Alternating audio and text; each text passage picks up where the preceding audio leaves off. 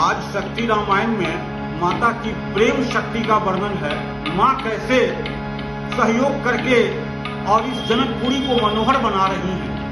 प्रेम शक्ति महाशक्ति भक्ति ज्ञान निरूपणम्।